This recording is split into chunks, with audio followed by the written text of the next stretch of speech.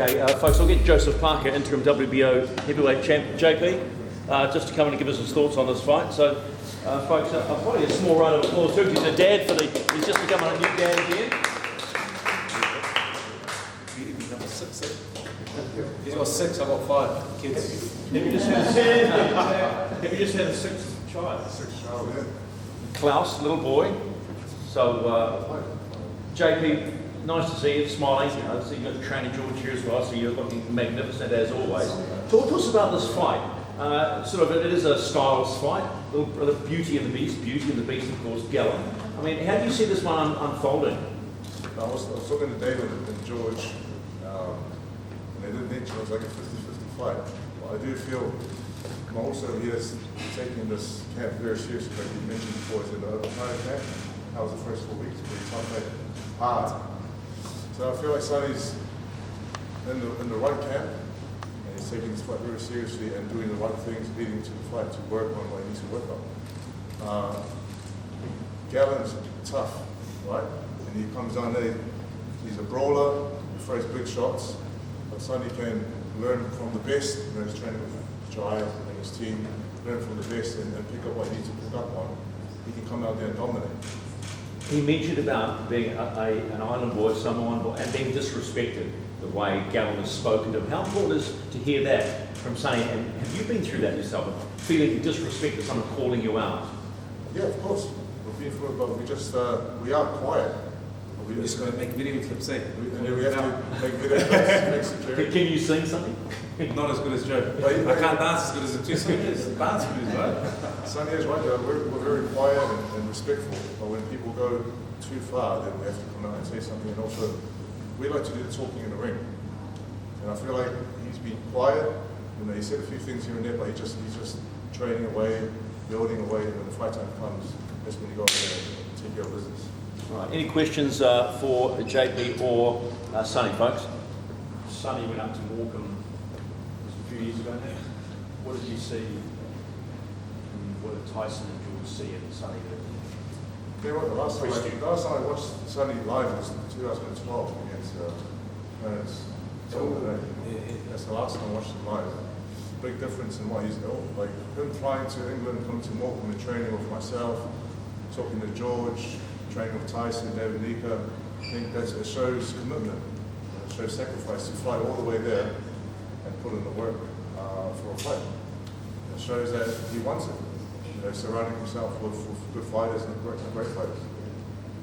Joe, what's the fight do you think Sonny, how do you think Sonny should fight Gallen to win? I think, for me, he's got his own coach and he's got his own team, but for me it'll be use what he has.